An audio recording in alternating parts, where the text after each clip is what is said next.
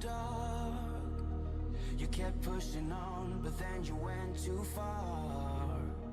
When your ship has sailed and all your dreams are lost, everything is wrong, you feel like it's your fault. Just remember, I will be there for you, baby. Remember, there's nothing out there to get you, don't forget it. When life throws lemons, just call on me. Just call on me. Just call on me.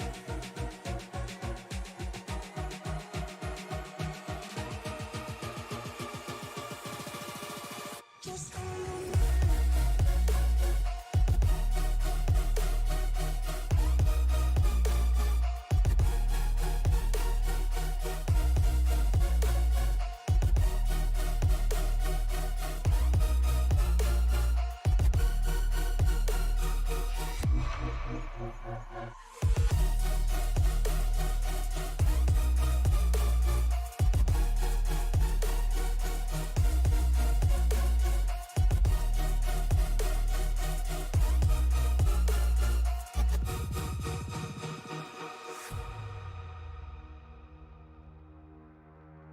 You're stronger now than you ever been. You gotta leave now, it's time to catch the wind. You will climb up high and look through the clouds, and when you're feeling low, I know you'll bounce back. Oh, and just remember, I will be there for you, baby. Remember, there's nothing out there to get you, don't forget it. When life throws lemons, just call on me. Just call on me. Just call on me.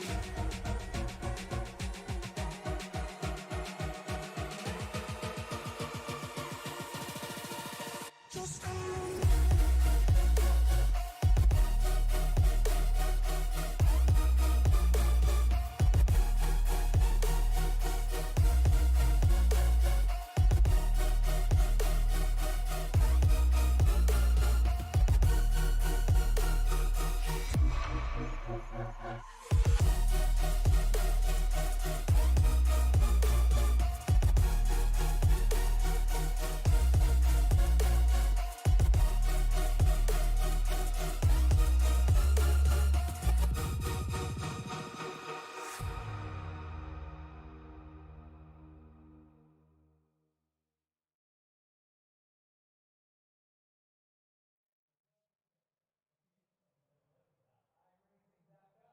Welcome in, everybody, to the Racers Elite Super Speedway Series. Tonight, we go to the 1.5 Atlanta.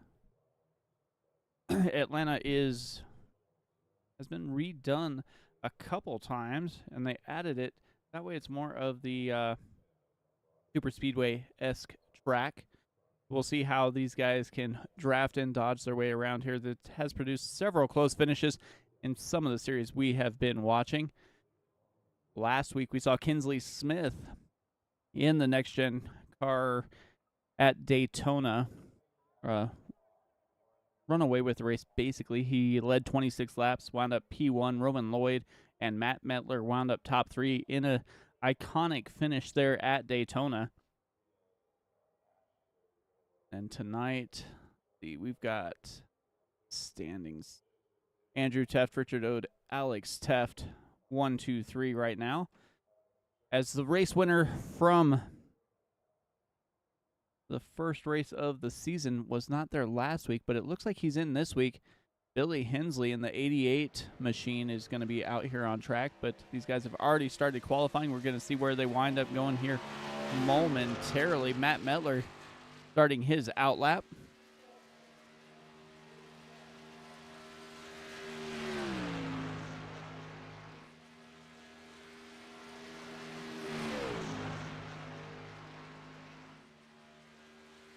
Once again, these guys are going to try and get as much speed into that ride as they can on that first lap. Then they're going to try and stay right on the red line, not go below it, but stay right there with it to get as much time as they can. Right now, Kirby Wainscott's top of the board with a 32.26. In practice, we saw several guys right around that 31-second mark, so the draft is definitely doing its job here. It's 32.63 first lap for Mettler. The 78 machine of Richard Ode, 32.82. See what he can do on this second lap. And I want to thank everybody here for joining us for the Racers Elite Super Speedway Series on Sim Racing Media. These guys are on our network soon to be 5 nights a week, but right now it's just for Tuesday, Wednesday, Thursday, and the Saturday series here. We got trucks, Xfinity, and Next Gens. And then the Super Speedway Series, we bounce from car to car, hanging out at all the Super Speedway tracks. 32.25, top of the board there for Richard Oda as he rolls on through. Brandon Honeycutt in that 13 machine is going to try and get better than that on his second time by. Let's see what he can do. 32.27. That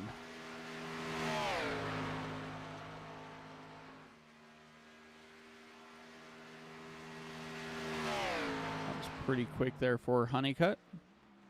Like Alex Teft is just getting ready to start his first hot lap here. He's going to stay up on that wall, try and get that Affleck machine rolling here, coming through 1 and 2. A little loose there, a little wiggle. Like he's going to save it, but he's going to keep rolling here.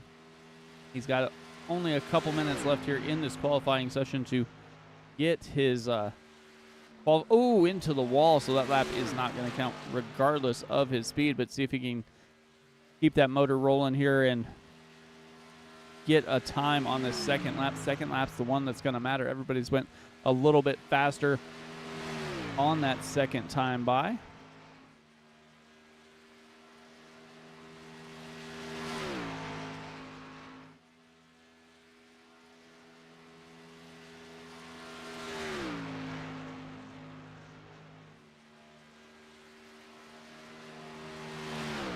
Got it a little bit better under control here. We'll see what time he gets as he rolls through the start-finish line. 32.65, so not exactly the time he wanted, but he did have a big wiggle there on that first lap and touched that outside wall coming out of 3 and 4. So he will go back to the drawing boards just a little bit here. Like I said, it's a Super Speedway-esque track since they reconfigured it. They changed the banking from 24 degrees in the turns to 28 degrees. Straight stayed the same at that 5-degree mark. Josh Berry actually has the fastest lap time here of a 29.36. So we'll see what these guys can do once they get ready to race. Doesn't look like anybody else is out on track at the moment.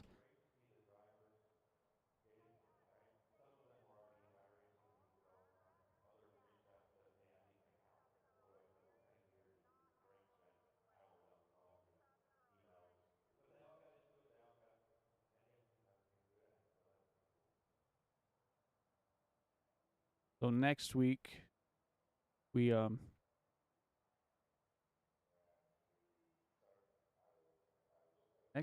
only will have the Gen 4 at Daytona, 2008 version of Daytona. So a little bit different there.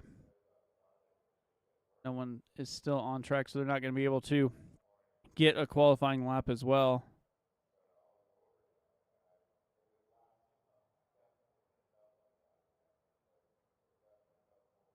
Looks like they are not. So Richard Oates going to be the pole setter here.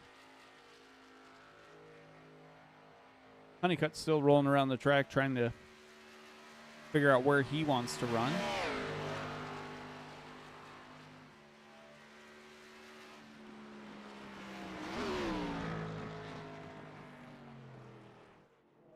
Bring it pit side here at the end of this qualifying session.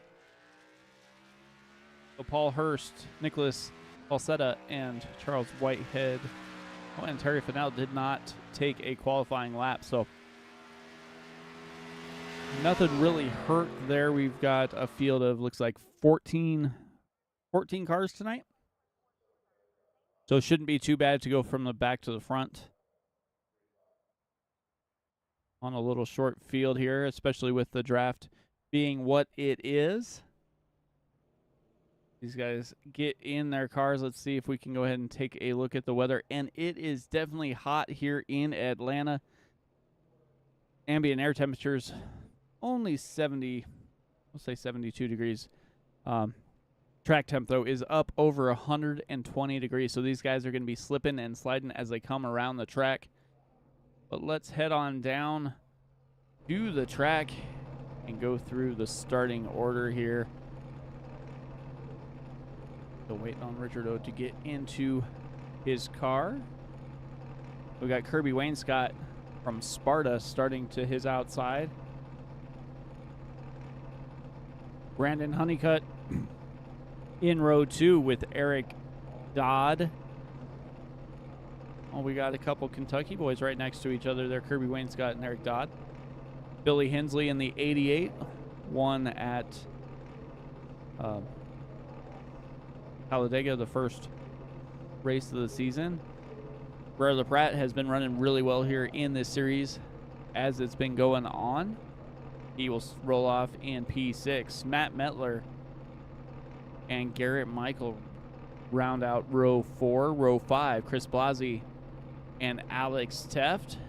We'll jump back up here to the 78 Toyota of Richard Ode on the pole. So good start for that 78 machine. We'll see what he can finish with. He's been going back to the front quite a lot here. Go back to P11 with Terry Fennell and Charles Whitehead. We got Paul Hurst and Nicholas Falsetta. So that is where they start. Where will they finish at the end of 130 laps here as they are rolling off?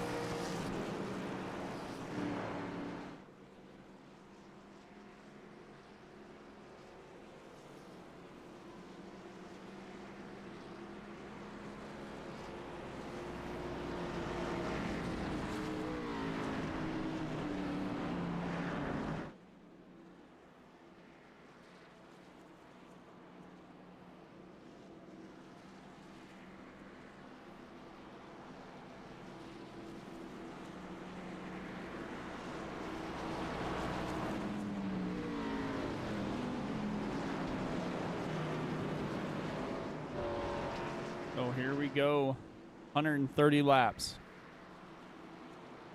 First 2 races in this series have been decided by less than half a car length. So what does Atlanta have in store for us tonight? We are about to see. Pace car is in, and it is time to get rolling here in the Racers Elite Superspeedway Series. Oh, down and away has Brandon Honeycutt right to his rear bumper.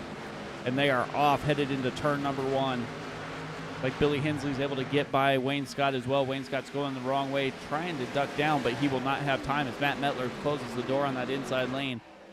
Wainscott left up almost by himself up there, because it looks like the 11 machine of Chris Blasi stays down low as well.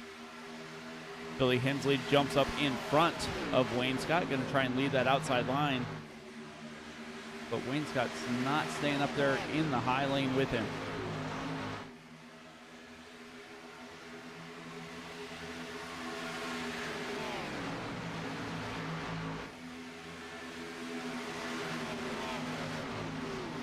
Like everybody's, oh, got a car. Terry Fennell sliding sideways.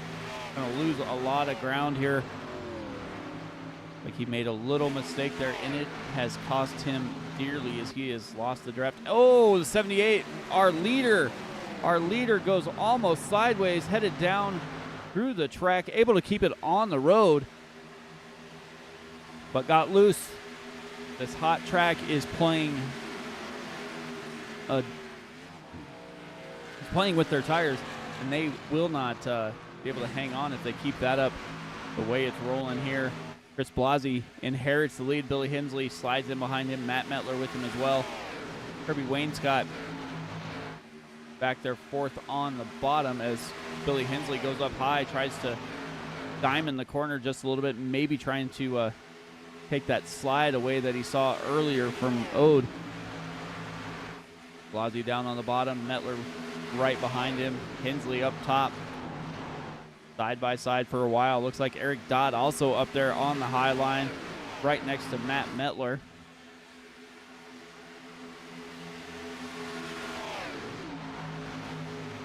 A couple guys spinning early after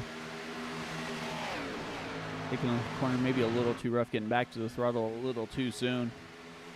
It looks like they've settled down just a little bit here. We got side-by-side action through the first 4 rows on the track. Oh, hard into the wall. Like we're staying green as they're going the right direction, but that is not what they wanted here.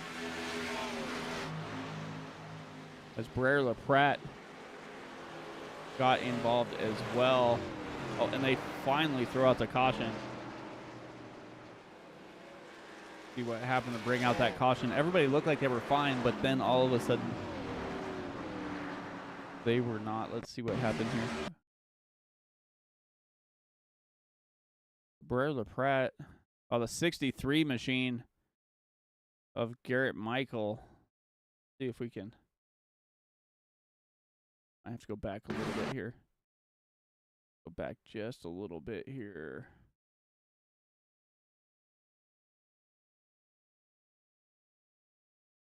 See Garrett Michael up on the high side. Start to get a little loose.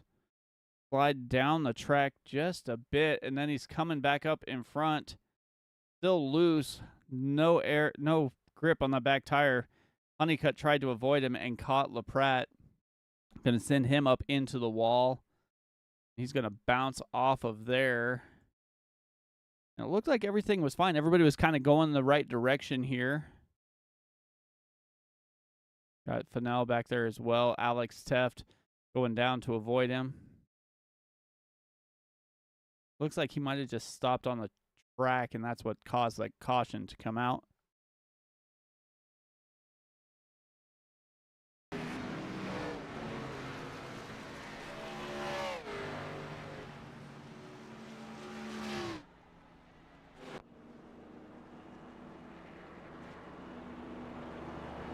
Oh, yep. 63 has to go to the back of the line after causing that caution, get a little loose, and that's kind of what happens there.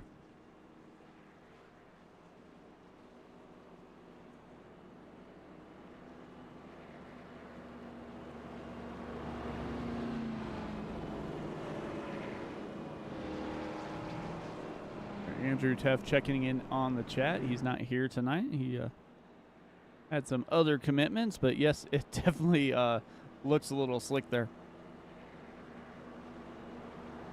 Track temperature is over 120 degrees, so these guys have to be a little gentler on their drives here.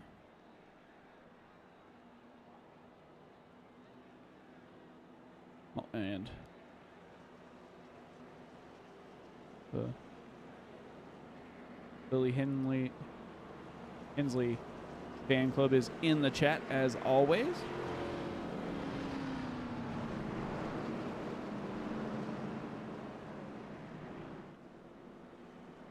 Like they're getting ready to get stacked back up here.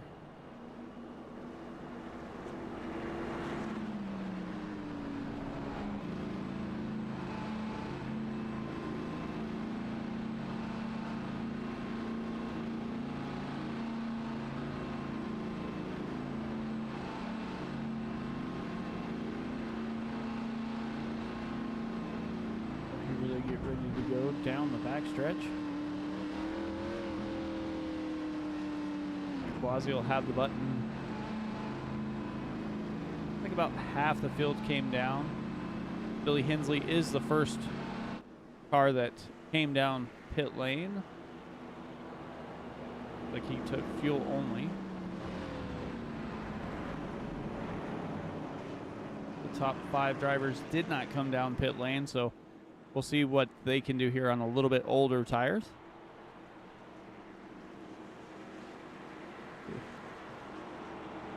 Get them stacked back up here. Brian LaPratt is still, oh, nope, just coming off the pit lane, so he's going to get there almost just as these guys are set free, as Chris Blasi in the Geico restart zone spun the tires just a little bit, but that's going to give him a gap on the 87 and 51 of Charles Whitehead and Eric Dodd.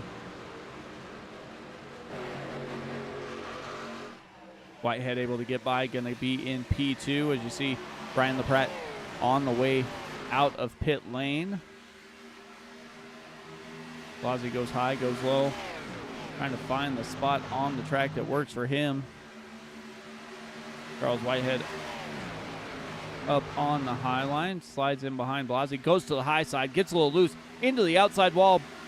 Looks like dueling drivers hit that wall, as now it looks like the 87 Eric Dodd goes around.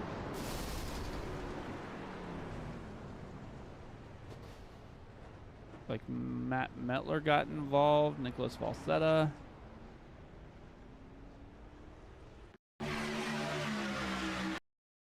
You can kind of see 51 and 27. Nicholas Falsetta off the wall. Charles Whitehead also off the wall. And it looks like everything's good. And Dodd, just almost drives into the 51 of Charles Whitehead.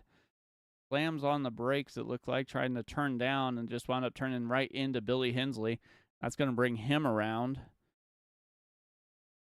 He's going to collect Falsetta. Falsetta's going to hit the 50 there, and Matt Metler's also going to get involved.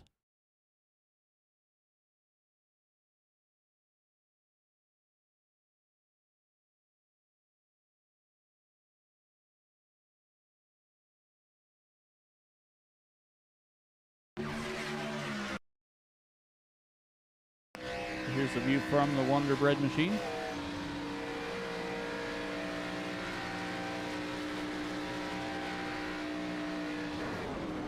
And then we'll take another look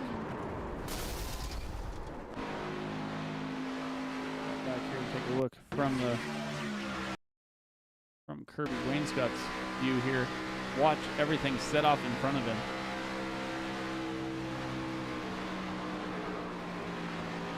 Able to avoid it and get right back up in the groove and keep moving.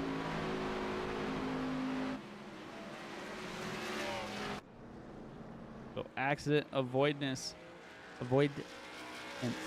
has kind of been key here early in this race.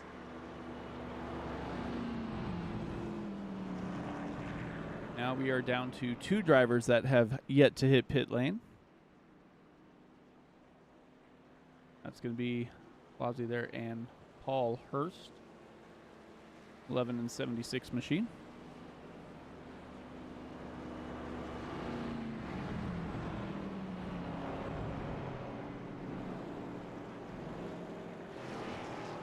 Should be getting the one to go this time by.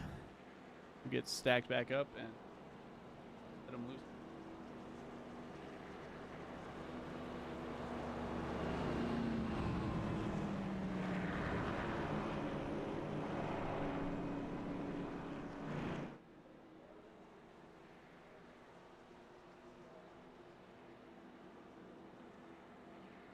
Yeah, light should go out. Blasi on the bottom. Paul Hurst to the high side. 63 of Garrett Michael after having a incident there on caution number 1 is up inside the top 3. As Michael and Honeycutt both elected not to pit that time. They both pitted on lap 6 though. Brandon Honeycutt spent couple minutes on pit lane trying to get that 13 ride fixed. We'll see if Blasi can get a better restart than he had last time. Looked like he spun the tires just a little bit, had the field check up, and then he was able to get that car back under control and get quite a jump heading into turn 1.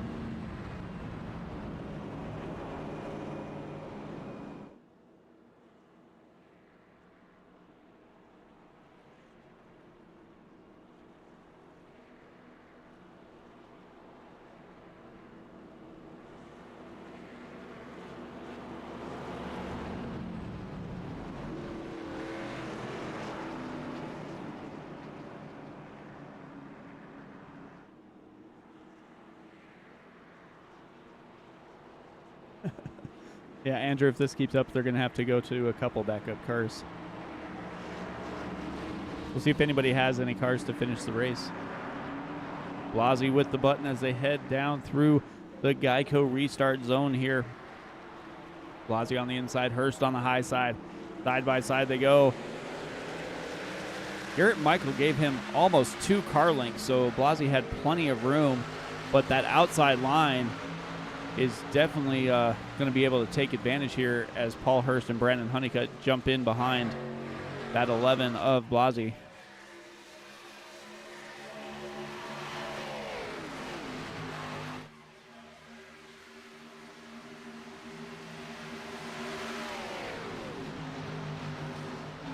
Almost 3 different lines as they come through the corner. Hurst, Honeycutt, and Michael all running just off of each other.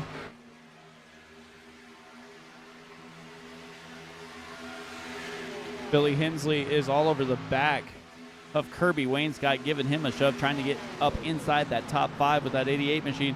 And it looks like the 51 of Charles Whitehead is spinning all over the place there as they come through 1 and 2. Seen that happen a couple times with a couple different drivers, and that is just not something you want to see. As we also see Paul Hurst get a little loose there, had a little tire smoke as he was sliding up the racetrack, able to get it back under control, lost a ton of positions after starting towards the front. But that's going to allow Blasi and Honeycutt to work their way into 1-2. Now Wainscott and Billy Hensley were almost side by side as Hensley had a huge run coming down the front stretch. 27 of Nicholas Falsetta down on the apron as he tries to stay out of the way. Hensley again goes up to the high side, trying to get a run past Kirby Wainscott. Nothing doing there at the moment. 78 machine of Richard Ode back up inside the top 5 after spinning from the lead. He was able to keep the car under control, but he had tire smoke and had to probably come to pits to get new tires here. Fastest man on the track, though, going to be the 311 of Matt Metler. He's running towards the back of this lead group, trying to stay out of trouble. He's got Alex Teff just in front of him. Alex and Paul Hurst just to his outside, so they're battling for position there as well. Kirby Wainscott got a little loose there, had to give up position. Now Hensley and Honeycutt going side by side. Honeycutt on the high side, Hensley on the low side. Down the backstretch, Honeycutt is able to slide in behind Hensley, and Hensley goes right back out to the outside, going to try and go for the lead. Billy Hensley looking for the point already in this race, 18 laps in.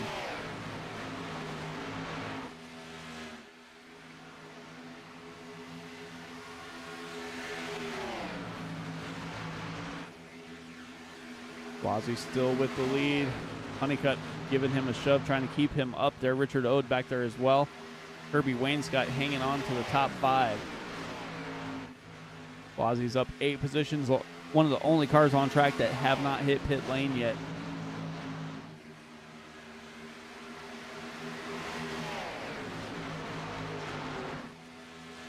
But he is hanging on there. Honeycutt and Hensley still side by side. Hensley goes clear up to the wall. And it looks like Alex Teft just ran a lightning quick 31.17, fastest lap of the race there here on lap 19. He's closing in on the back of Billy Hensley. Brandon Honeycutt all over the back of Chris Blasi.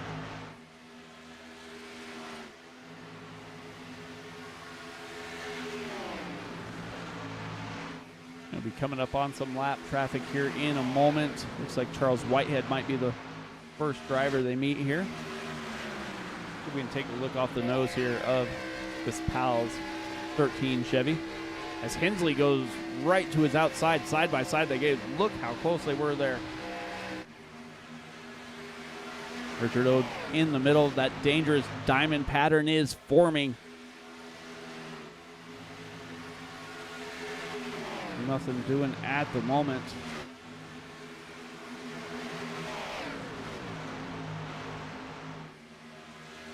Hensley has more fans in the stands. The 88 is definitely bringing the fans here in that YouTube chat.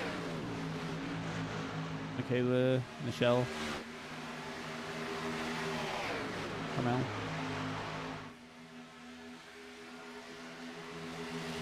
Hensley and Blasi almost side by side. They just can't quite get there. Brandon Honeycutt is doing everything he can to push that 11 and keep that 11 up in front.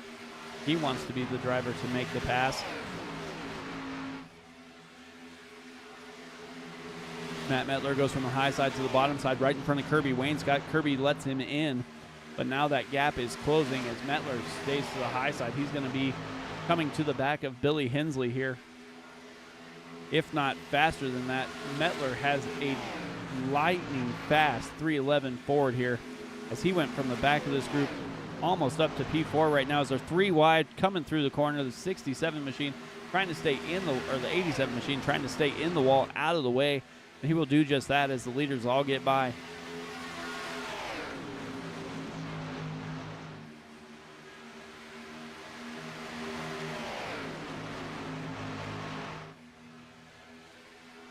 Blasi, Honeycutt, and Hensley all up here in this top 3, battling back and forth. And when it just looks like Honeycutt is going to be able to push that 11 machine away from the 88 side drafts and gets right next to him and pulls him back just enough to keep this battle brewing here. Matt Metler goes up to the high side, and Richard Ode back behind the inside lane there of Honeycutt. Kirby Wainscott, Alex Teft, and then you have Garrett Michael.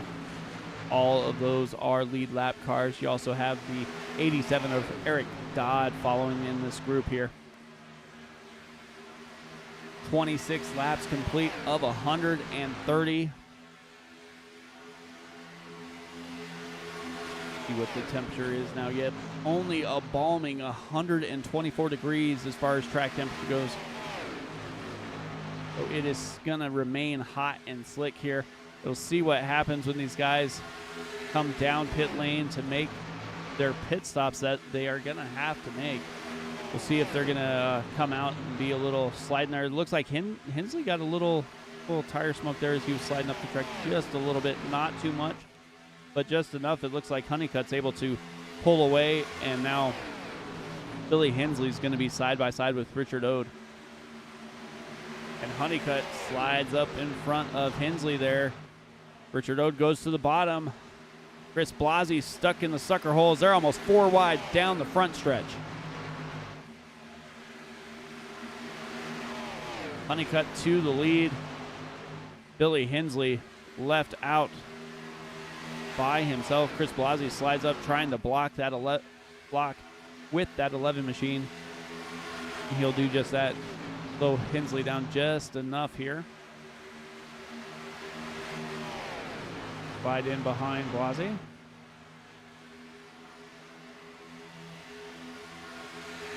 Blasi goes to the outside. Hensley goes to the inside. We'll swap positions inside and out. We'll see if Chris Blasi has enough to hold on or if he'll just enough room to duck down behind Honeycutt. So he will stay down in that inside line.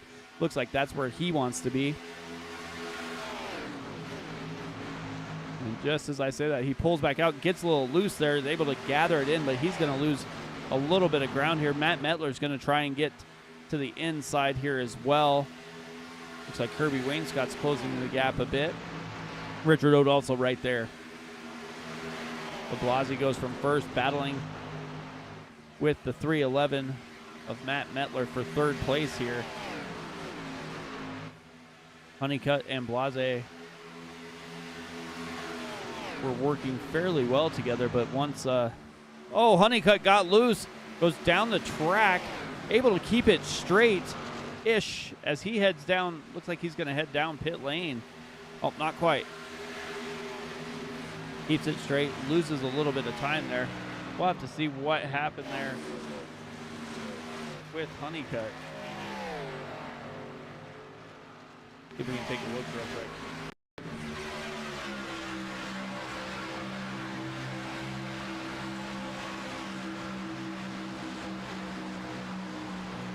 Oh, Hensley avoided him. Honeycutt just got loose.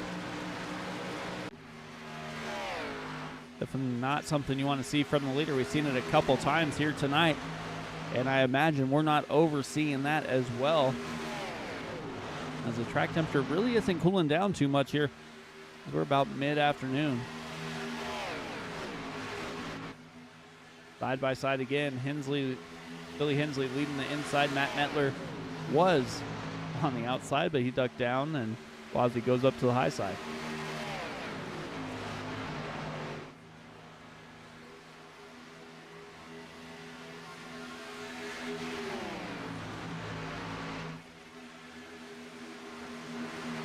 '88 machine back up front where he was after the end of the first race at Talladega.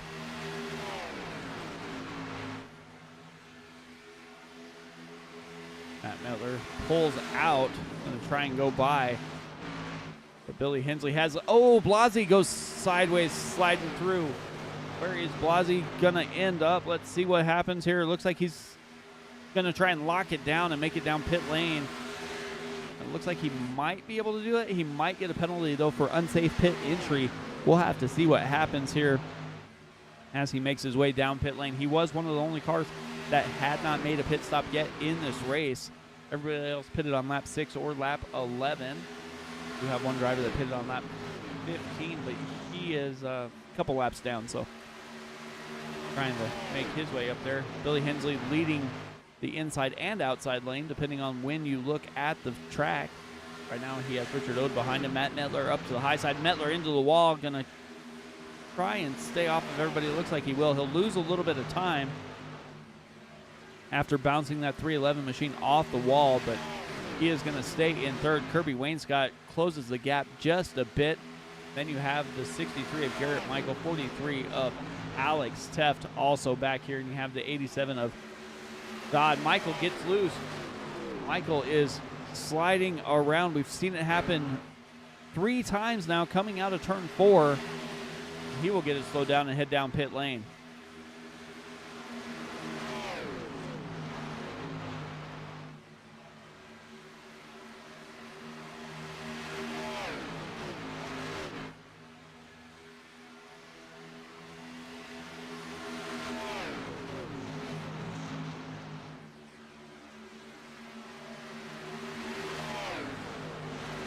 Hensley, Matt Metler side by side. Metler stays right on the bottom. Hensley goes clear up to the wall.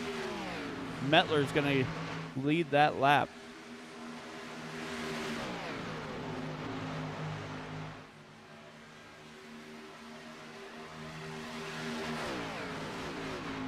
Now Hensley and Ode are side by side. Metler slides up in front of Billy Hensley, going to try and pull him around, try and keep these guys side by side, battling for as much time as he can.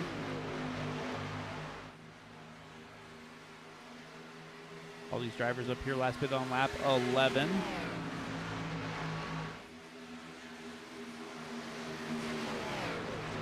Looks like everybody at least took 2 tires.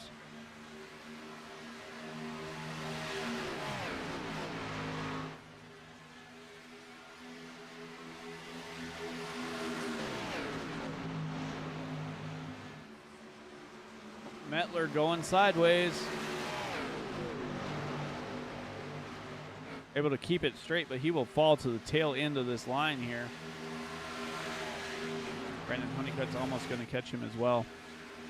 Ode and Hensley will be battling here for the lead. Billy Hensley is leading the race. Coming off of turn 2 down the backstretch. As these guys have single filed out just a little bit here. Just as I say that, they're going to go back to battling. We'll wait a couple laps here. Billy Hensley, Richard Ode side by side. Still, Kirby Wainscott sitting in the catbird seat right behind him. Hensley's been running just a little bit further to the outside. Looks like he might be trying to save tires just a little bit. Might be easier to make the corner. We've seen a lot of the spins happen from the inside lane. Terry Fennell spun again in his down pit lane.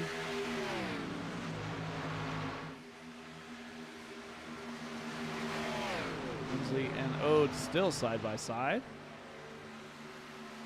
Honeycutt back up into P4 after he nearly spun it down pit lane. Took the scenic route just a little bit, but that 13 Chevy is right back up in the mix here, following behind Kirby Wayne Scott.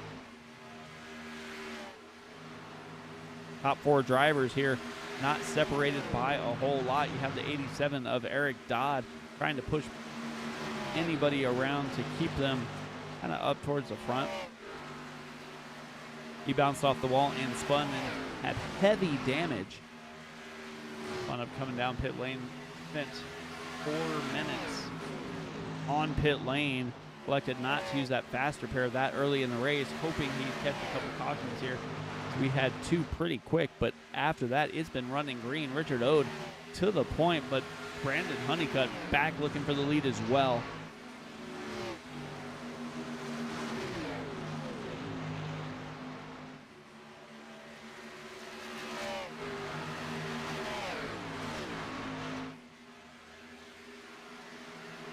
Come on to the back of...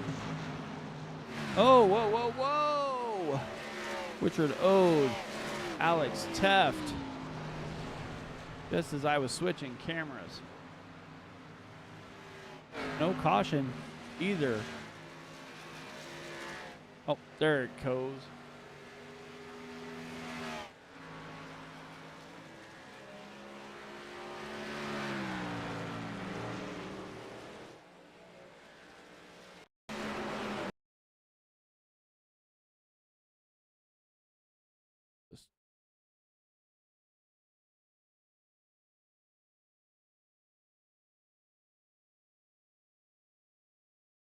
Forward here, see what happened here.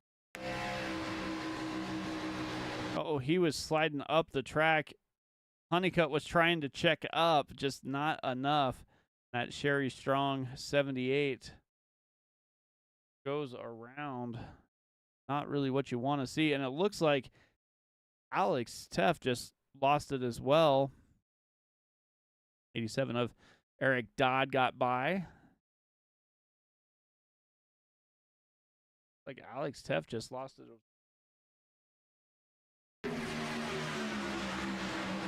He sees it break off in front of him. Oh, like he was trying to get on the brakes. Oh, Eric Dodd did just tear off the rear bumper there of that 43 Aflac Ford there. So,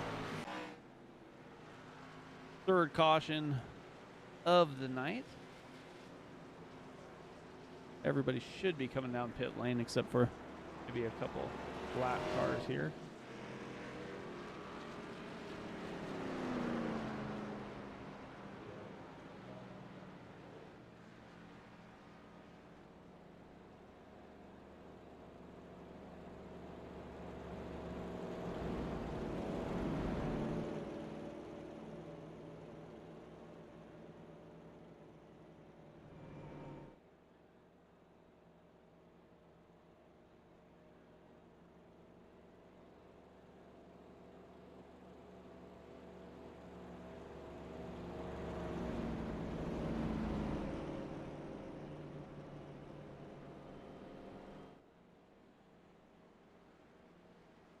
The last caution.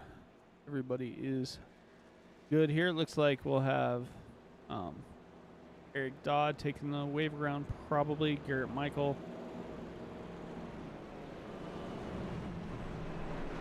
Nicholas Falsetta all taking the wave around. Billy Hensley will be scored as the race leader once we get back to green flag racing here.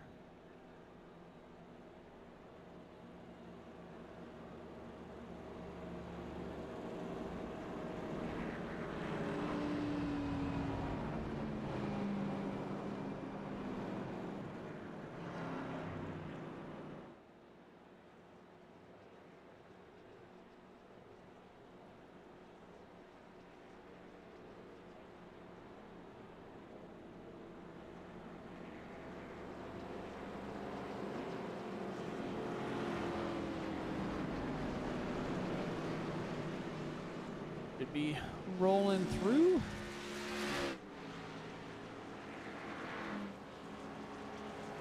Looks like it just got rolling there. So Billy Hensley, Kirby Wainscott are going to make up the front row on this restart, I do believe. And then Honeycutt and Metler and Charles Whitehead. Charles Whitehead had a little bit of a spinning incident early in the race, but he has been able to bounce back from that and is up 7 spots from where he started. So getting close to where he wants to be here.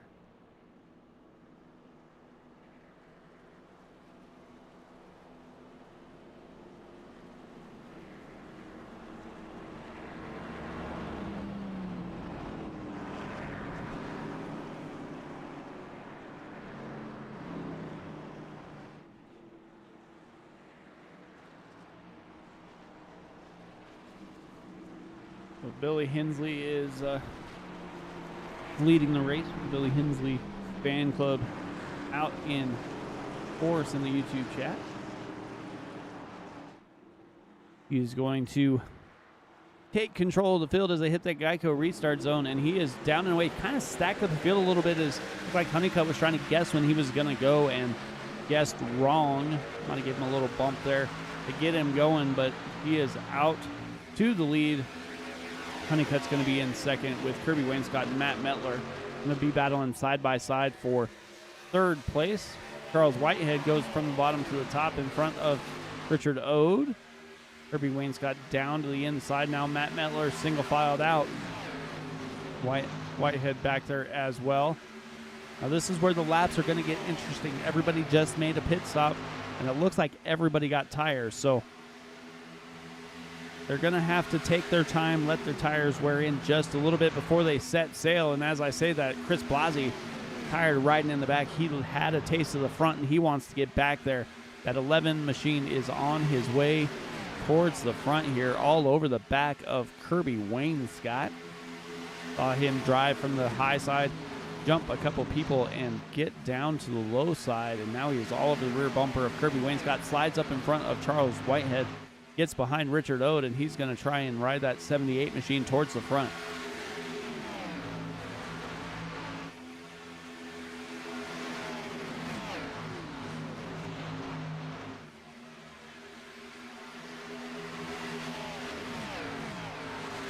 So Billy Hensley and Brandon Honeycutt hooked up, and they are driving away.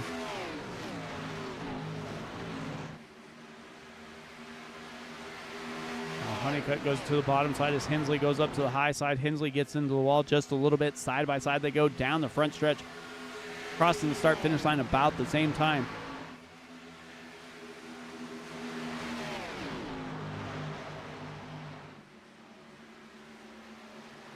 Looks like Charles Whitehead had an incident towards the back here. Let's see what happened to Charles here. That or the entire right side is killed. Oh, he just got pushed, hard push there with the 76 of Paul Hurst. Well, everybody, welcome into the booth. Matt here, man. You missed a hectic few laps here. Yeah, I guess I just came back at the right time. I hate saying this for Charles Whitehead. I've raced with Charles quite a bit in the last couple of years. More primarily with, I want to say it's his son, Trey Whitehead. But it's good to see him come out. And, I mean, to slide in here and see, of course, Hensley up in the top two and Honeycutt, it's like I never left. Yeah, pretty much they've been battling up here for quite a while. We've got I'll say a hot and slick racetrack here. Track temp was up over 125 degrees, I believe, when we started this race. And looking at it now, it's a balmy 122. So it hasn't really cooled down a whole lot. These guys have been slipping and sliding quite a bit, especially from the lead. When they're down on the bottom side, it looks like they just get to the throttle a little bit soon and wind up spinning around. Yeah, I mean, But a hot track makes for a fun track. These drivers have their hands full. I mean, we've watched the 11 on the last couple of laps go from the high side all the way down to the bottom trying to save his car, and then gather it right back up, and then the next turn he's, you know, almost sideways again. So with him restarting P3, he's going to be one to watch for as well. Yeah, he led quite a few of the early laps after electing not to pit. He was one of the last cars to come down pit lane. He came down, I believe, on lap like 6, and then didn't come down again until lap 45. So he knew what he had on those older tires, and he's trying to make his way back to the front. He seemed to find comfort up there.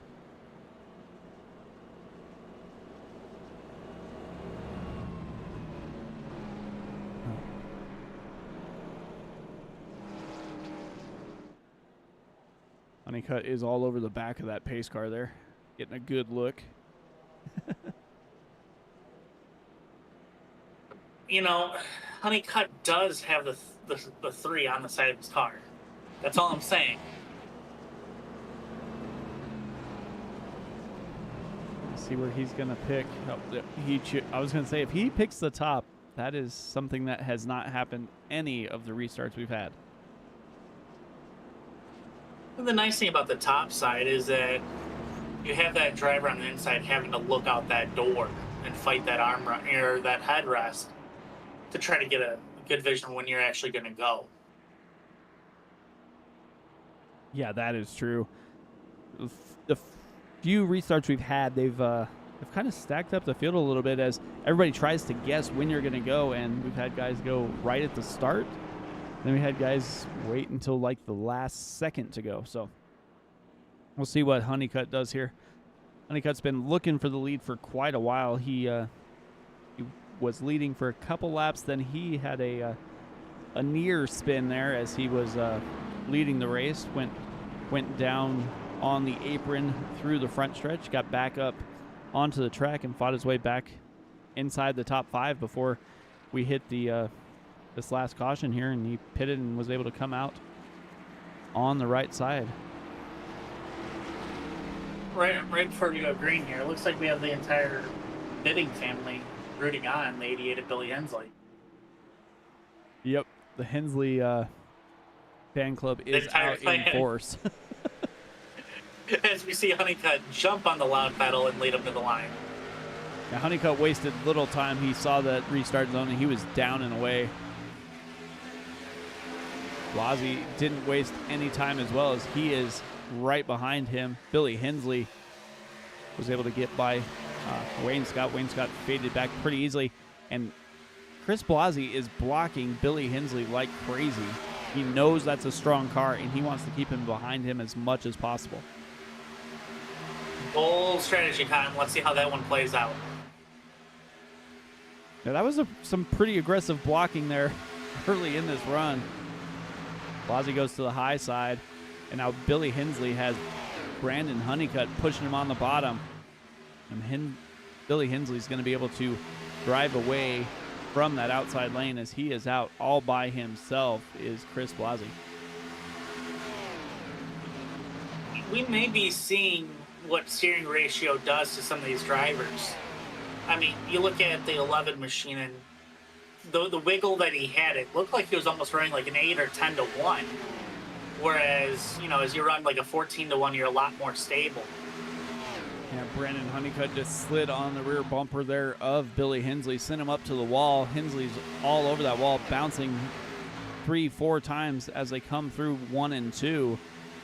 So he is not going to like that if he gets back to Brandon Honeycutt there. Might be looking for a little payback as they're almost 3 wide. Wayne Scott, Blasi, and Mettler. Mettler's being aggressive. I know I raced the ISNF race with him a little bit earlier. As we were getting the tail end of that race, he found himself on the edge of the top 10. I think he's kind of looking for redemption here and wanting to try to get himself a win as he looks to the outside of Brandon Honeycutt. And Mettler was able to lead a lap early in this race. We'll see if he's going to be hanging around here. It looks like he got a little loose there, slid up the track almost into the wall, but got it back under control here as he is right in front of Chris Blasi. And I don't know if that's a place I would want to be with some of the aggressive moves that Chris has been trying to pull off here. They both almost bounce off the wall. You know, I like to say small risk, small reward. And if you want to run with the big dogs, you got to be willing to risk it all. As we see that out of Matt Mettler here tonight. Now Mettler was able to get by Honeycutt there, slid down in front, and now he has Honeycutt between himself and Blasi there. Looks like the 27 machine had an issue there, Nicholas Falsetta, as he is down on the apron rolling through.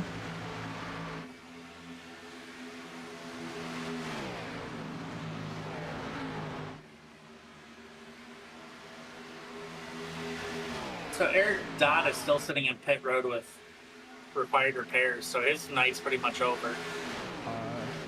Yeah, a lot of the drivers got caught up in a couple quick cautions, so some of them had to use their fast repair early. So after that, you got to sit there and take all your required repairs, and it just set you back in the race. We have two drivers that are done. Terry Fennell and Brian LaPratte are done, out, parked it. See you later next week. Anyway. We take a look back at the front of the pack here. Mettler's still managing able to hold off Honeycutt and Chris Blasi in the 11 machine. Yep, Mettler's been doing pretty good staying out in front. If he's in front, he seems to have the line. He just needs to be a little less aggressive when he tries to block as these runs wear on, because that is what will happen. He manages to keep it out of the wall, though, not by much. But he's going to lose a lot of real estate to Brandon Honeycutt. Yeah, that's what happened with Billy Hensley. He got slid up out of the line there. But now Billy Hensley has come back, and he has run the fastest lap of the race with a 31:12. So he is definitely on the move here. And he's been running a little bit different line than everybody else. So I wonder if we're going to see him start to move towards the front later in the run, if it's trying to save his tires just a little bit. I mean, at this point of the race, we're approaching the halfway point. This is the time to experiment. Find out what's going to work for the end of the race. Yeah, everybody knows they're going to have, I'm going to say they're going to have one more pit stop, barring, cautions. But Oh, you said that word. oh, I've said it a bunch. Mostly because we've had 3, but And almost like a super speedway style track. I mean, that's not bad. no, they've been doing pretty well, especially with how hot this track is. Early they were slipping and sliding, and they were able to keep the run straight as they're 3 wide. Almost 3 wide. Hensley thought better of it. Yeah, he kind of checked up just a little bit as he saw Blasi was trying to slide up the track just a bit. But with how hot this track is and what they're running here, they've been able to slide and keep all the cars basically straight. So we should have had a ton more cautions than we've had, but the skilled drivers here were able to keep it off the wall, keep it off each other, and keep going. Yes, they go to the back of the pack, but we've seen them go to the back of the pack and then back to the front, just like we've seen here with Billy Hensley. Chris Blasi, Billy Hensley, Honeycutt, all going at it. Hensley's got this high side working out for him. And he's been one of the only cars that has been able to stay up there and stay with the leaders. And I'm surprised that we're not really seeing these guys side draft more. They're more focused about running their race and being there towards the end of it. Yeah, even early in the race, they were trying to stay off of each other because I think they were a little nervous about how slick the track was. Chris is trying to play both lines here in the 11 machine. As Hensley's to his outside, but Honeycutt's pushing. Yeah, they get so close. They almost touch. As close as their side drafting there. Blasi goes to the high side to try and block, slow down Billy Hensley there. Then he goes back down to the bottom to slow down Honeycutt. inside, outside. Nobody is getting by Blase here as he is putting on a blocking clinic. I had the privilege of racing with these guys the other night. I believe it was at the Nashville Fairgrounds, and I'll tell you, Honeycutt, sitting up here, like, yes, we see that he's aggressive. He's at the front of the pack. He's, you know, he fights you for every inch, but he respects you. Like, he'll give you a little bit of room, let you run your race. But out of all the guys I've raced with, Honeycutt's been probably one of the more fun ones. Yeah, Honeycutt's a fun driver to call here as well, especially if you see him on a dirt track. He is fairly aggressive, and he can swing those trucks anywhere he wants. It's amazing seeing the way he can just kind of move around. Hensley back out of line there. He is definitely going to probably, I would say he's probably going to have the most passes as far as quality passes here, as he went back to front, front to back multiple times here. He just didn't want Matt Metler to get, you know, bored and lonely back there. He just, you know, spent a little bit of time with him. And now we've got the 76 of Paul Hurst in front of him. Oh, Honeycutt sideways. Honeycutt.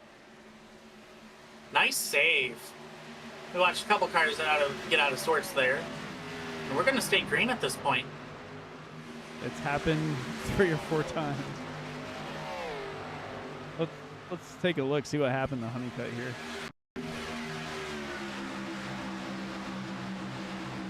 Oh, Blasi gets loose.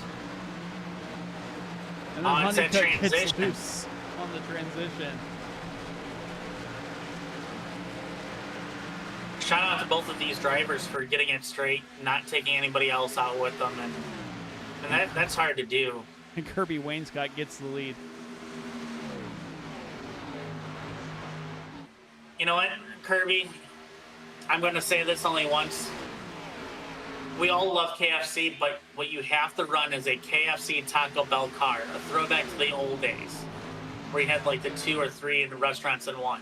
Oh, Paul Hurst gets loose. Oh, it's sideways. And he's going around through the infield. Hensley around. And we're still green.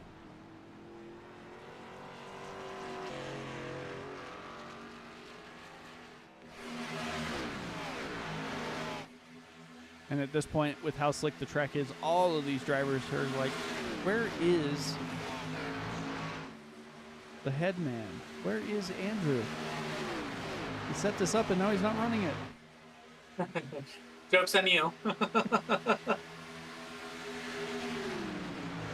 It is definitely hot and slick out there, and these guys are doing everything they can.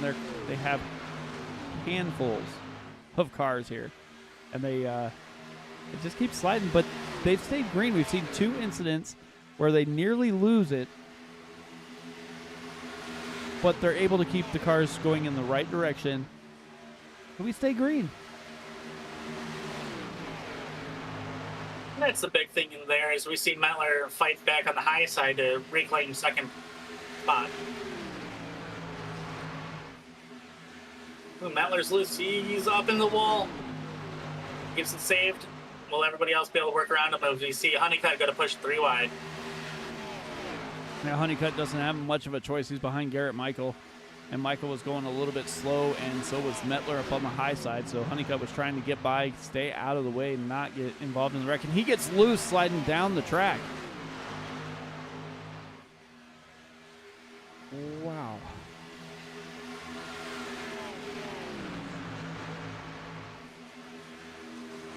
But the top 7 are all within a second of each other.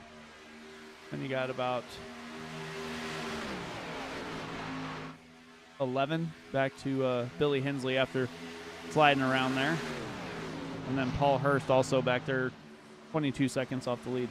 Chris Blasi goes hard into the wall trying to avoid everybody as he was about ready. I want to say he was about ready to take out the whole field. Those are some big hits.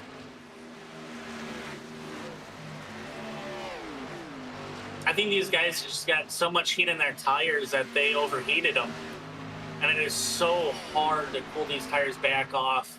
So we watch them kind of all kick sideways into the turns. Yeah. With that being said, let's see here if we can take a look here at Chris Blasi and what he did.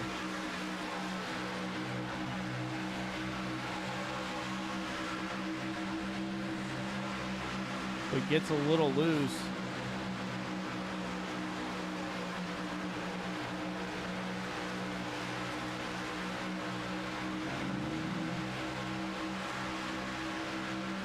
There's this one.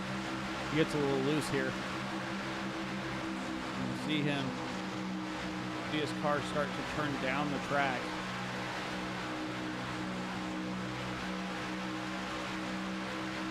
And the slightest of even wiggles just really upset these Xfinity cars. Yeah, so here he goes. You see him start to turn down, and he turns right back up, keeps it in the wall. So he thought better of it. He'd rather ruin his race than ruin somebody else's. A lot of respect for anybody that races like that. I mean, it sucks getting into something, but to avoid taking anybody else with you, there's a lot to be said about that. Yeah, I mean, he could have just let it turn down and take out Garrett Michael or anybody else down on the bottom side. He elected to turn it into the wall, take his faster pair, and get back out on track. So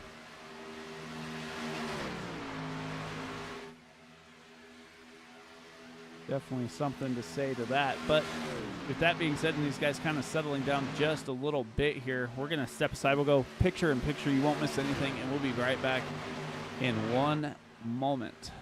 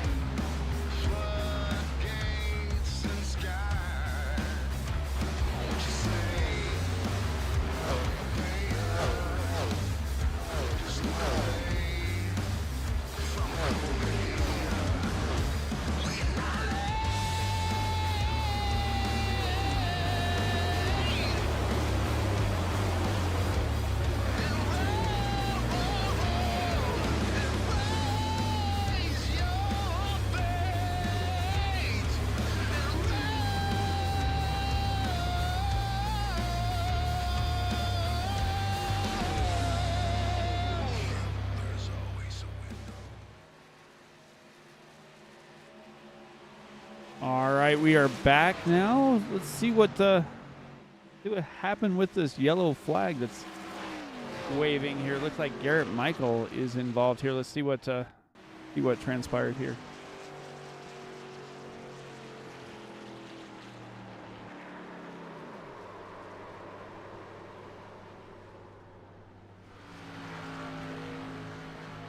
Closed pit road after that caution came out, so.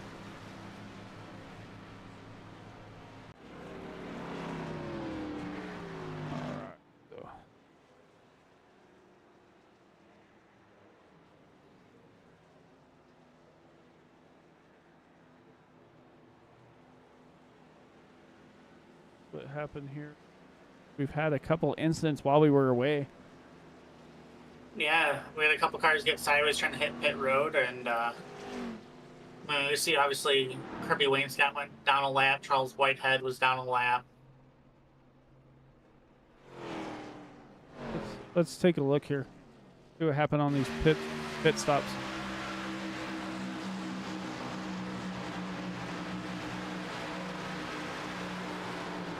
Oh, as we see Wainscott and Ode both slide up.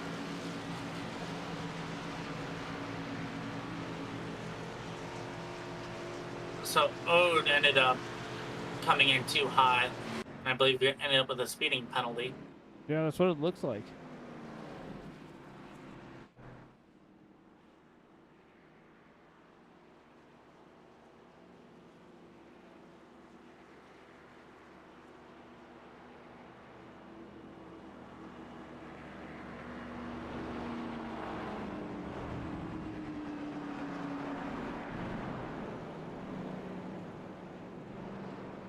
So it looks like we've got a couple drivers out in front here. Like Blasi's trying to get his lap back. Richard Ode also trying to get a lap back.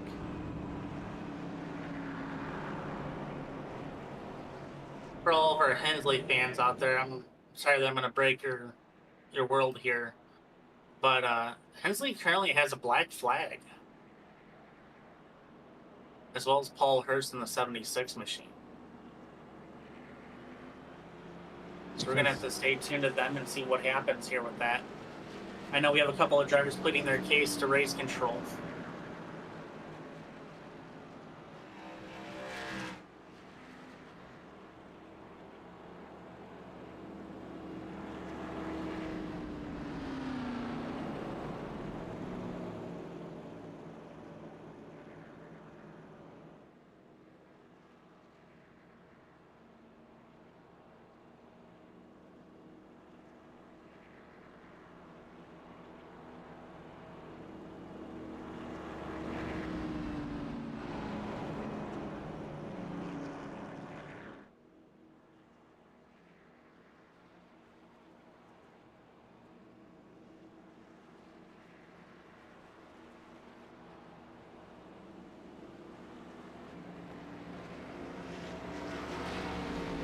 Everybody's trying to plead their case here before they get back to green flag conditions here.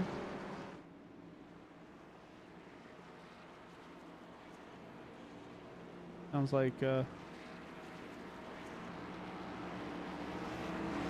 We've got a 63 machine of Garrett Michael, 76 Paul Hurst, and the 88 of Billy Hensley. oof. Those are the drivers with the three blacks.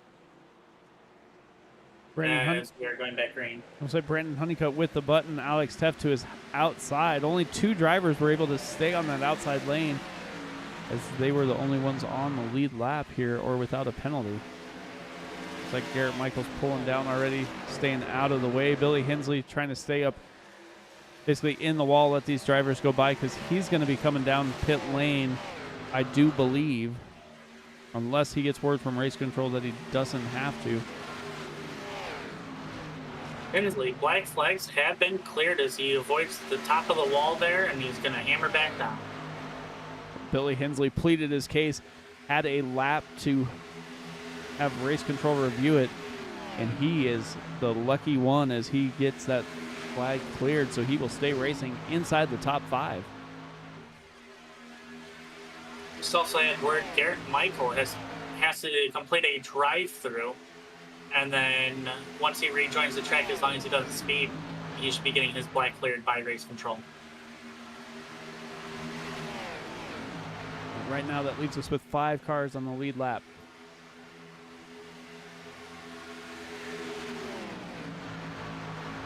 Running in your lucky dog position would be the 11th machine of Chris Blassie.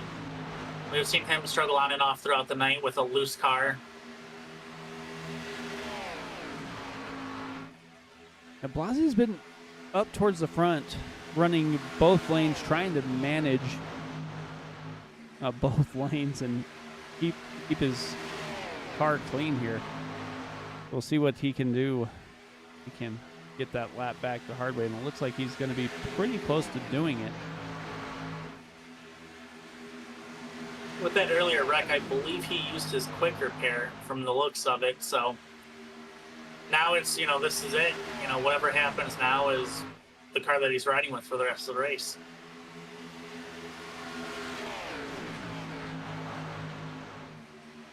And I believe it's going to be close on fuel. Everybody should be okay. But it's definitely going to be close. There's a car that we've seen through and through again. The 311 of Matt Metler making the high side work. Yeah, 311 of Matt Metler back up in second place. Going to push Blasi out in front. Is what he's trying to do here. Oh, and just as I say that, throw that out the window as he jumps behind Brandon Honeycutt. Making a liar of you.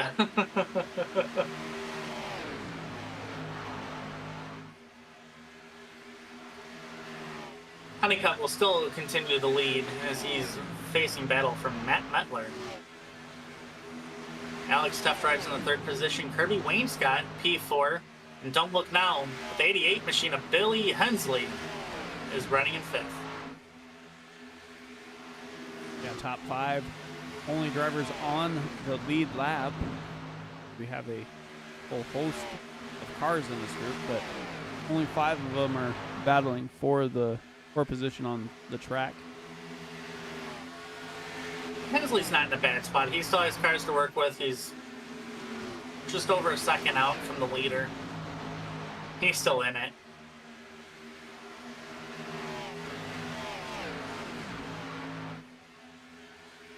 Yeah, no. Nobody's out of this race the way it looks.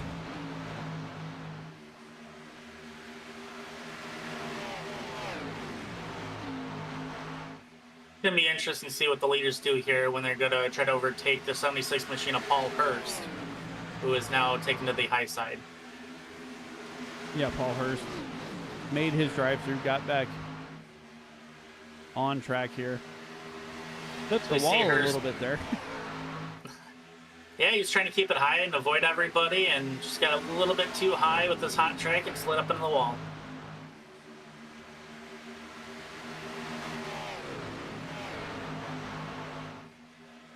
So are you ready for the good news? What's the good news? Track temp is falling. We're down to 118 as we watch the 51 machine of Charles Whitehead and go head on into the wall. We're staying green so far.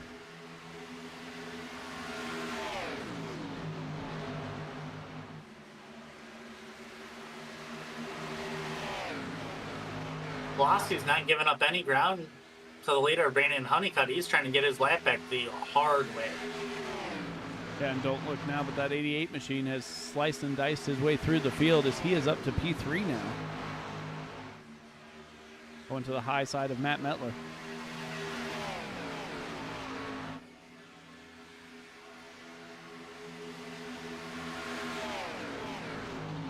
Richard Oat is now giving Chris Blasi a fight for that lucky dog position.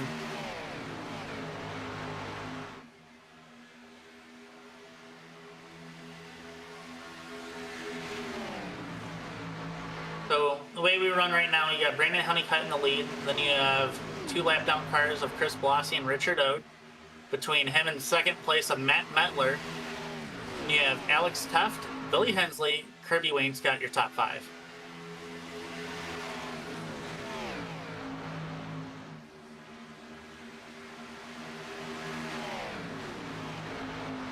And the way the race is going, if you're those top 5s, you want this race to stay green because you see how fast Chris Blasi is.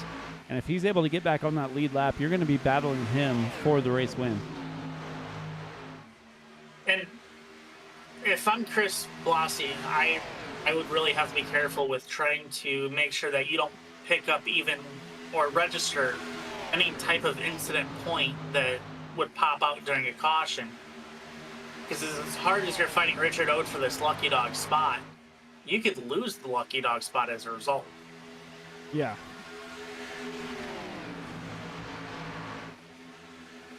As they are side by side.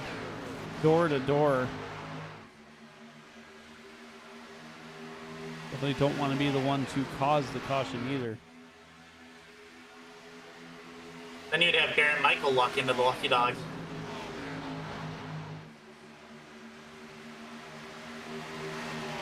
And Honeycutt's loving every second of this. Yeah, he doesn't have to worry about anybody. I mean, even if he does let one of them by, it's not going to be the end of the world for him because he's still the leader. If anything, it might help a little bit as far as, you know, fuel mileage. As we see Honeycutt start to drop back down in front of Chris Blasi. That was a big move. High risk, high reward. Yeah, Blasi's been all over that back bumper, that 13 machine. Hasn't really made a move to pass, though. No, I was worried there when Honeycutt slid up into that second lane that Blasi was going to fill that gap, and Honeycutt was still coming down, and I'm not sure if Honeycutt just had a little bit of a better run off, or if Blasi checked up just a tad to let Honeycutt back down, but Blasi's not giving up. He's still there. Yeah, he is not giving up at all. Oh, looks like he got a little loose. As we're on board here with the 11 Chevy.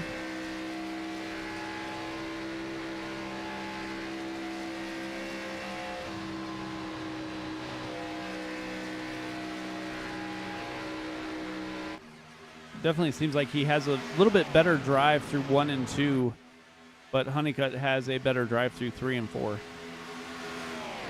Yeah, and 3 and 4, it just seems like Blasi just struggles there with the car getting upset on entry at least, and I think that's where Ode is a little bit better than Blasi at.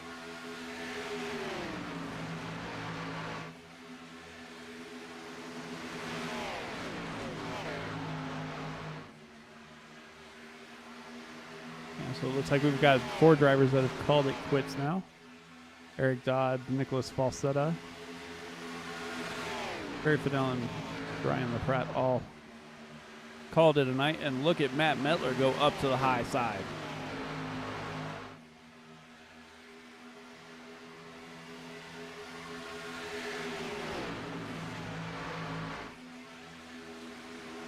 It's a great move by Metler if we can keep out of the wall here as we see him slide up at that right rear quarter.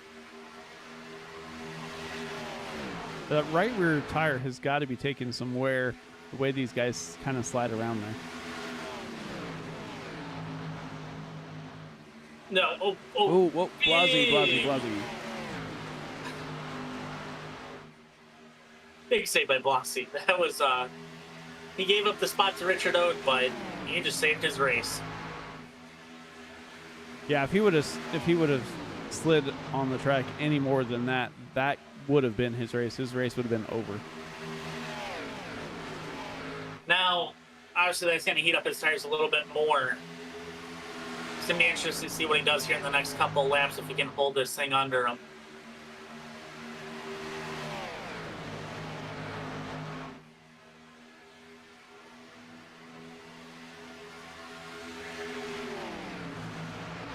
Track temp is still at 117, so we've only dropped 7 degrees from the start of the race, roughly. Wow. Diamond pattern is forming. Dave Regal always says that's the pattern you have to watch for catastrophe to happen, and these guys keep going to it and then getting out of it. So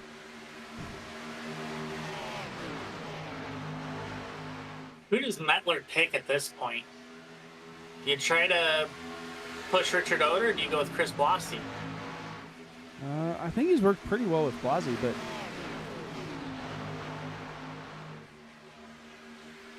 I don't know. I mean, if you push Blasi past Honeycutt, you're hoping that, well, I guess either one of them are pretty fast. They've been running up here towards the front multiple times. It's just a matter of if they're able to hold their car under them for the final few laps.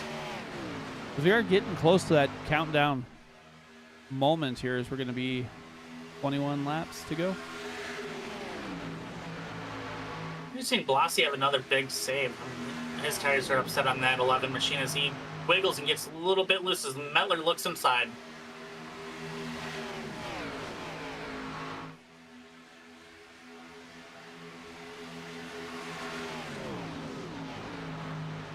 Like I said, I'm pretty sure they have enough fuel to the end, but we've had a few cautions here and there, so they might have to come down for a quick splash and go too. Your top 5 last pitted mostly on lap 85. Kirby Wainscott's going to be your oddball. He pitted on lap 82, and Chris Blasi pitted on lap 77. So if we see Blasi hit pit road, then we know that, you know, potentially other people are in trouble. But looking at 20 laps to go here, it's time to leave it all on the track as we see Blasi get sideways. Big save. Manages to do a little bit of landscaping, and everybody else steers clear.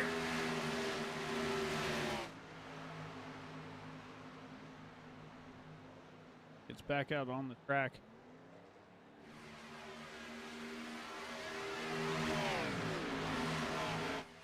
Definitely some heads-up driving for everybody involved. Take a look again. Goes to the high side, and that car gets a little loose. Gets a little loose. Gets a little loose. Alex Teff able to avoid it, but that car was upset multiple times and could have been wrecked multiple ways. And he has just had some heads-up driving there.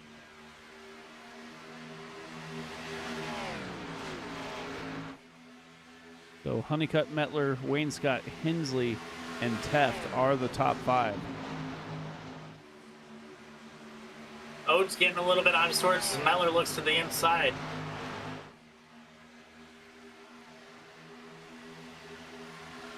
Oates sitting in a phenomenal spot now. He doesn't have to push it. He can just ride. He doesn't have to worry about anything. He can basically let all these drivers go, as the only driver he has to worry about is Blasi. Because there's no way you're getting back around the track to race these guys.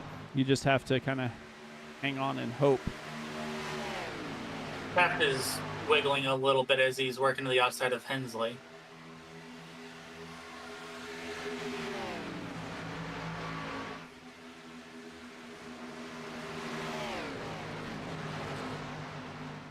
So your running order as we near the end of this race is going to be Brandon Honeycutt, Matt Mettler, Kirby Wainscott, Alex Teft in the 43, and Billy Hensley in the 88. Then you've got Richard Ode, Chris Blasi, Garrett Michael, Paul Hurst, and just recently retired Charles Whitehead in the 51 machine. Then the rest of your cars on pit road: 27 Nicholas Falsetta, Eric Dodd, Brian LaPratte, and Terry Fennell.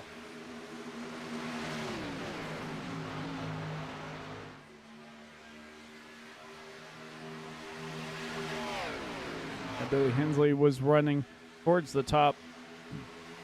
Going to battle with Kirby Wainscott there for P3. Had a little bit of an issue there. Caught the car and now is trying to drive it back towards the front once again as he is side by side with Richard Ode and Alex Teft. He has quite a bit of speed in that 88 machine. We'll see if he's going to be able to make his way back towards the front. 15 laps to go here in the Racers Elite Series. I've got to ask, does Billy Hensley run a lot of dirt? Because this man right here is a high side hustler. And for seeing this on asphalt,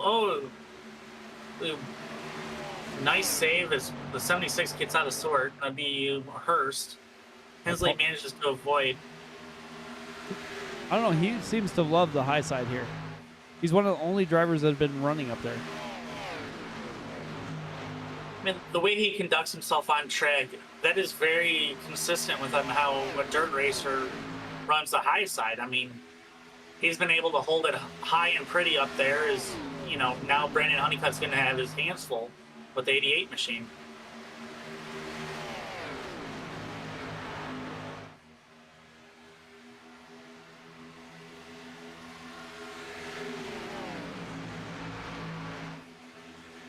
We're at 13 laps to go, and now the real battle is starting.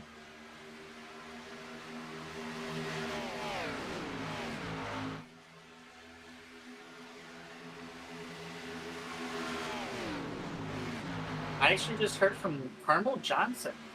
Billy doesn't do dirt. He might have to take that up a little bit.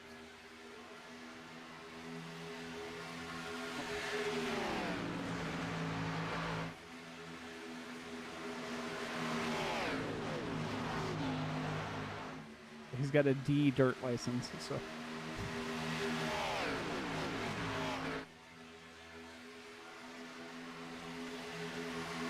Honeycutt and Billy Hensley back to battling once again.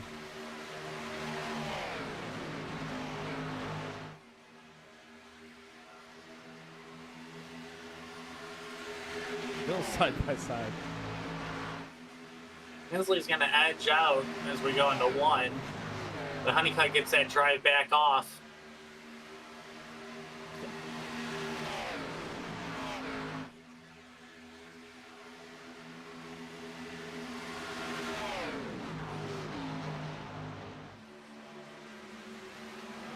Oh, we're wrecked out of 3 and 4. Oh, that's a big crash.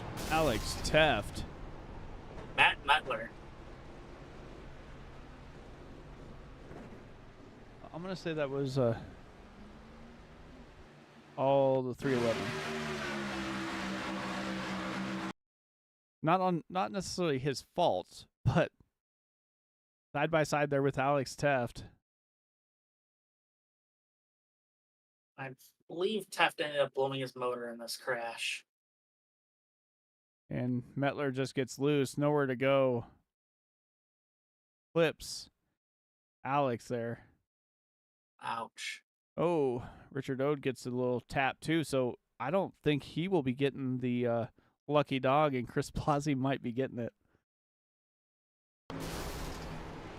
Wow. And that's a shakeup because when you're running that good as Richard Ode for something, you know, where I guarantee that was probably a 0x, but it was just enough to register. And if Chris Blasi stayed out here, I would believe that he would be getting it. Yeah, if I'm not mistaken, he got touched just enough. Yep. That's what happened. Blasi gets the lucky dog. Did Ode just stay out, it looks like? So then Ode would be getting back onto the lead lap as well, courtesy of a wave. If he's ahead of the leaders, and I believe he is, but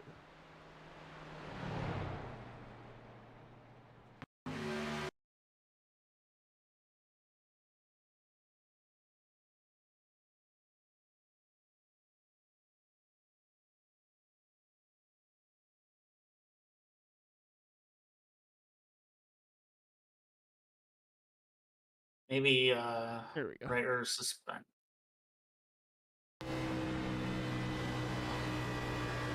He's not in a good spot.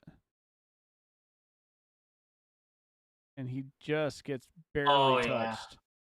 Barely.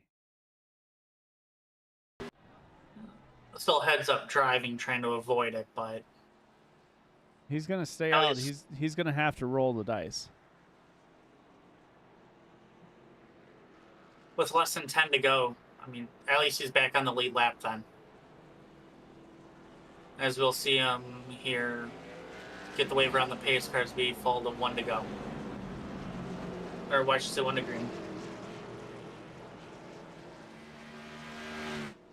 1 to green. You got Honeycutt and Billy Hensley on the front row. Kirby Wainscott is rolling P3. I believe Matt Metler is going to get the EOL and have to go back to P5, I believe. But we'll see.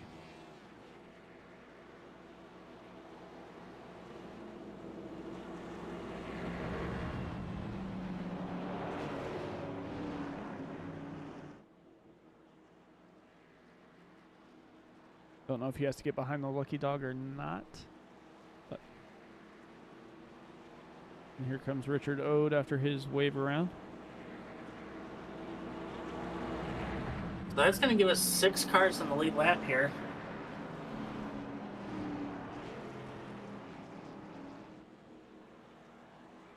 Yeah, and Alex Teft is done for the night as he is still in his pit box. Almost 4 minutes in here. that's rough to make it to, you know, lap 120-ish and have your race come to an end. Honeycutt with the button. Down and Hensley's- away. Hensley didn't lose too much on him there. No, it's got to be a little difficult, though, when you're up on that high side and you only have one car behind you. Can't really do too much. And then trying not to spin the tires as you see that car launch on the bottom, knowing that they're going to pull away. Yeah, I mean, there's nothing you really can do about it. As Chris Blasi goes from the bottom up into the wall. Matt Mellor up to third from his earlier caution.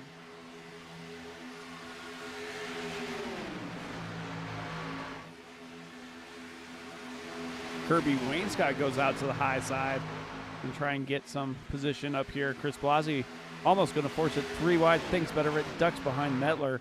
And now he will go 3 wide. Almost 4 wide. I'm thinking we may see a green-white checkered here as we see Kirby go to the high side here. Almost 4 wide coming into 3. Wainscott, Blasi, and Hensley all there.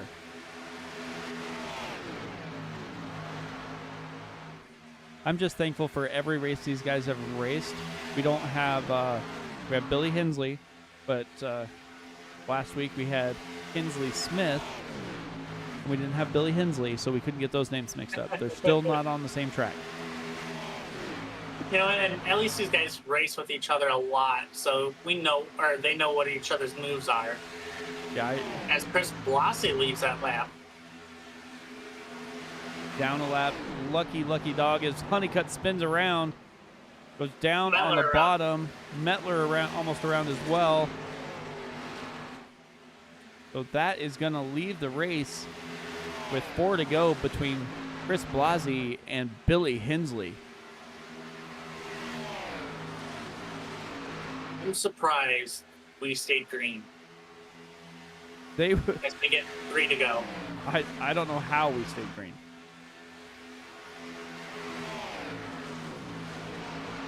Now are we going to see the bumper get used here? 100%. Blasi's been blocking like crazy, so I'm going to assume the only way Billy Hensley's going to get by is a little tap.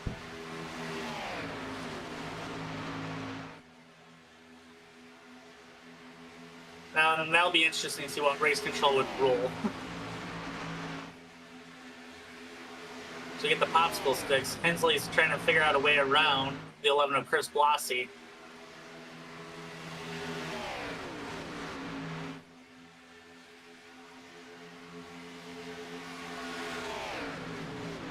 Hensley.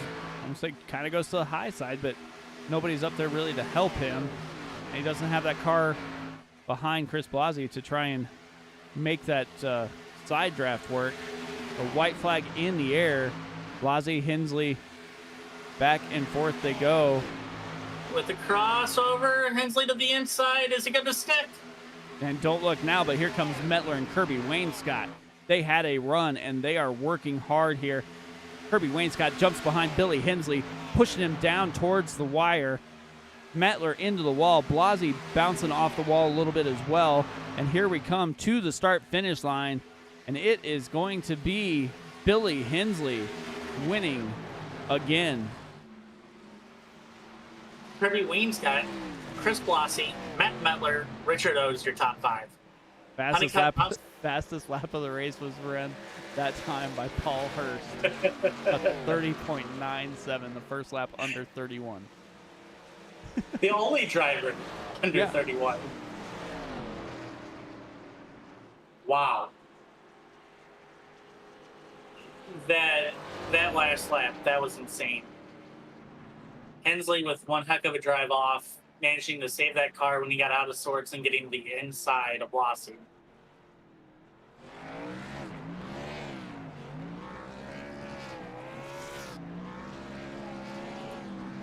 We're going to wait a minute here as we wait for our drivers to hit the waiting room that finish in the top 3.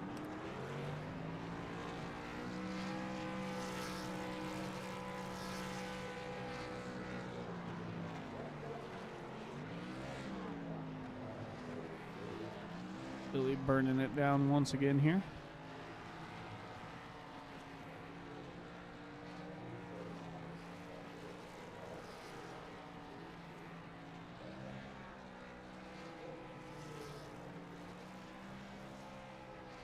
Chris jumps in for Billy.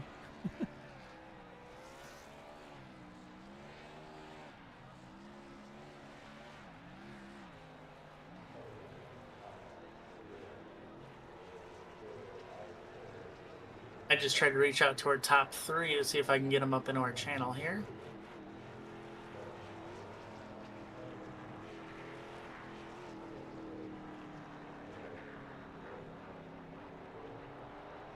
Well, we're doing that.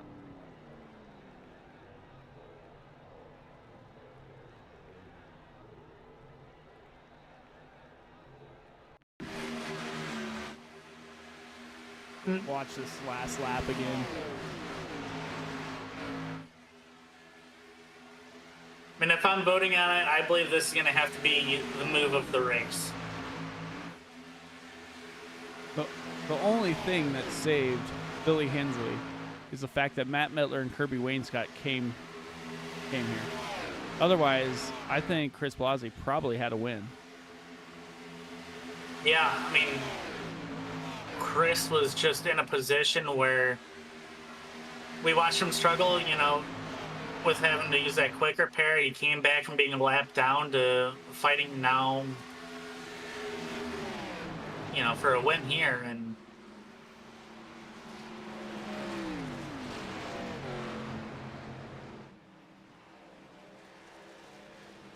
we do have our second place finisher, Kirby Wainscott, in the waiting room, ready to fire off here. Looks like he's our only one.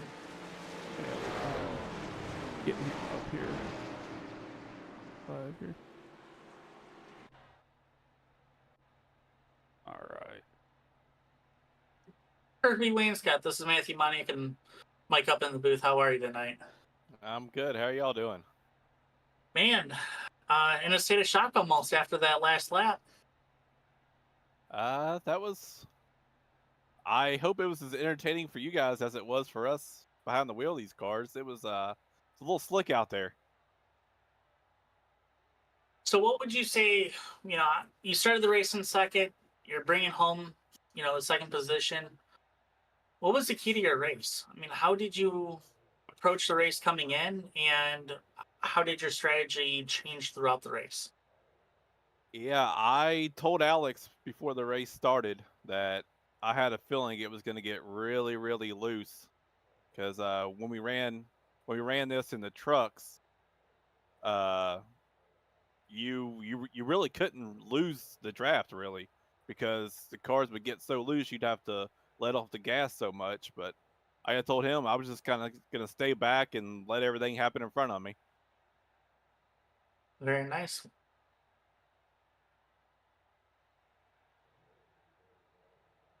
Do you want to give a shout out to anybody any fans or anybody in the stands?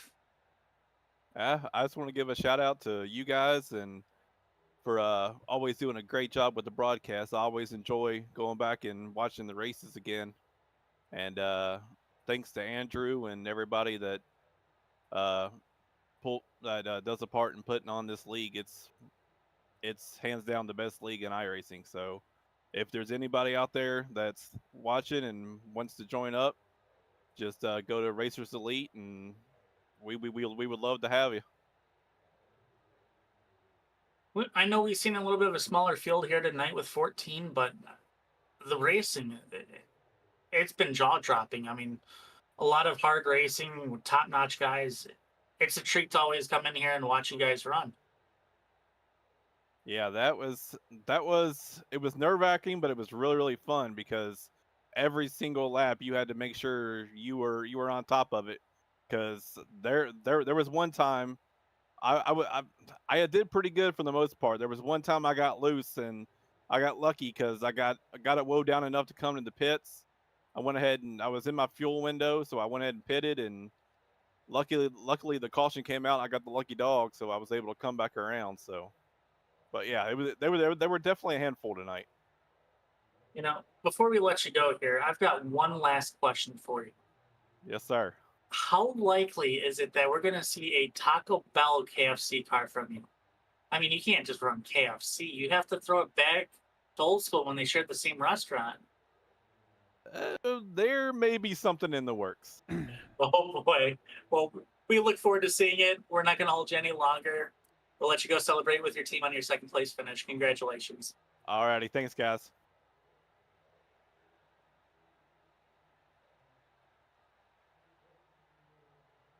Hey, Chris, Mike up in the booth, man. How's it going?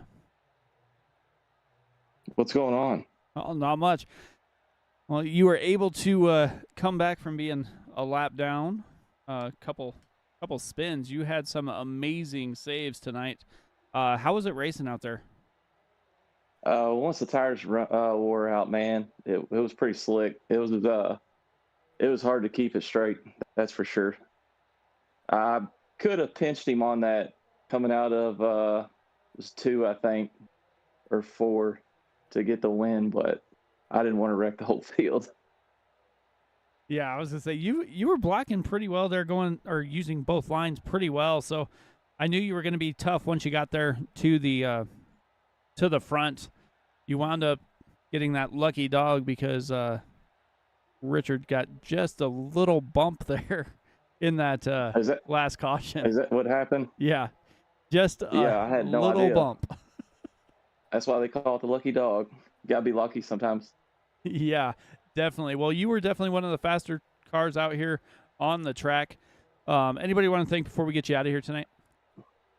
No, man, just everybody, you guys for putting this on, man. It's a lot of fun. I tried to make the first 2 races. I was out of town the first one. I was supposed to be back on the second one, but got stuck in Charlotte's airport for 15 hours. So this is my first one.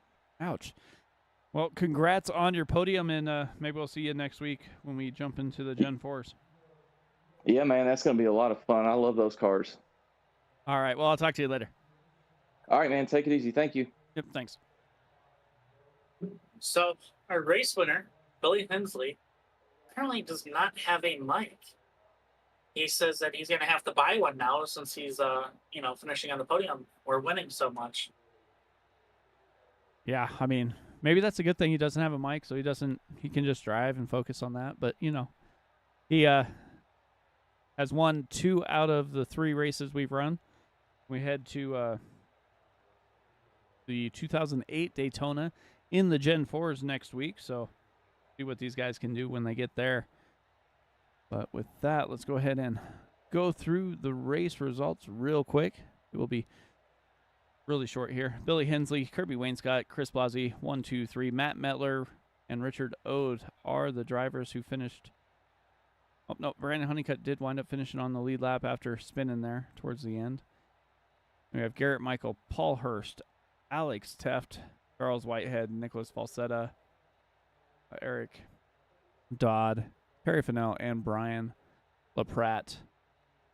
Last 2 nights got cut a little bit short, but that is where we end up here. Anything you want to say before we close it out here? As you heard earlier from Kirby, this is a good league to run with. A lot of top-notch guys. I would love to see more cars here. I mean, they put on some really good racing here. It was a privilege to sit up here in the booth with you, Mike, and I look forward to every other race I can try to be here for. Definitely. It has been a blast. I love these Super Speedway series. Most of the time you think that they're just going to be a complete disaster, but the way these guys have been running, we've had a ton of green flag runs and green flag pit stops. So with that being said, from all the drivers of the Racers Elite Super Speedway series and all of us here at Sim Racing Media, I want to wish you guys a good night. We'll see you next time.